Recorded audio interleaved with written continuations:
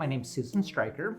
We are in my home on Alabama Street in San Francisco, California. And what do I do for a living? I am a retired gender studies professor. You know, I'm one of those people who, like, from early childhood, just like I knew how I felt about myself, and I was still a little kid when I figured out it's like that I was not going to grow up to be the person I thought I was going to grow up unless I did something about it. So, you know, I spent a lot of years trying to figure out what I was going to do about that. You know, it wasn't an easy transition, but it was a good transition. You know, by the time I was about 10, 11, 12, somewhere in there, I'd read in the Dear Abby advice column, you know, in my hometown newspaper, you know, some letter from, you know, it's sort of like, it's like, you know, Dear Abby, I've discovered that my husband is wearing my clothes. Is he a homosexual? And Dear Abby is like, no, a homosexual is someone who, like, loves a member of the same sex. A transvestite is somebody who wears the clothing of the opposite sex, and a transsexual is somebody who thinks they are a member of the other sex. It's like, you know, please see a marriage counselor.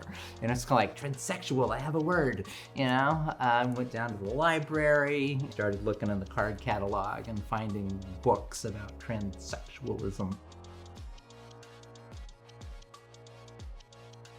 And so I knew pretty early that, like, hormones and surgery were a thing, and that some people were trans, and that you could, you know, you could do this.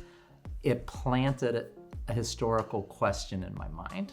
It was like, I feel like this, and there are these things that you can do, but there was a time before these things were possible. You know, it's like before there was anesthesia, you didn't have surgery so much. It's like before you knew how to synthesize hormones, it's like you couldn't take synthetic estrogens. It's like, could there be people like me in the past who felt the same way that I do? Or do I feel the way that I feel only because it's possible in the modern world, but wouldn't have been possible earlier?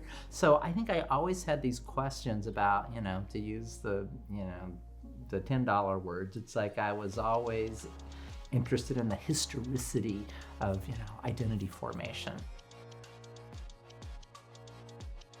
When I started graduate school, it wasn't really possible at that time to do work on, you know, what I would call transgender history. It's like you couldn't find somebody to supervise it. You couldn't take coursework that was going to prepare you to do it. And so I actually did work in history of religion. My dissertation was actually on the origins of Mormonism.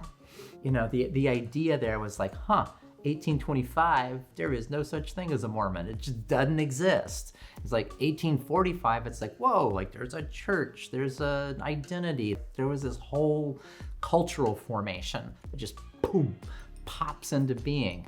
You know, and so it's like I could ask those historicity of identity questions about a different kind of identity. You know, and I could think and learn a lot about the ways that identity works. And it kind of blew my mind in the early 90s that there was, in fact, no one volume work on the queer history of San Francisco. A friend of mine and I, this guy Jim Van Buskirk, he and I got together and we wrote Gay by the Bay, a history of queer culture in the San Francisco Bay Area. We just went through the archives, found a bunch of cool stuff, organized it in chronological order.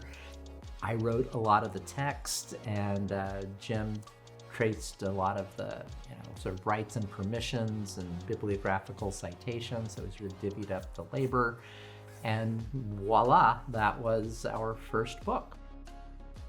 You know, I really try to do that work to serve people who might have some of the same questions or some of the same needs that I did. It's like it's my way of giving back to a world that has ultimately, like, sustained me and given me a very good life.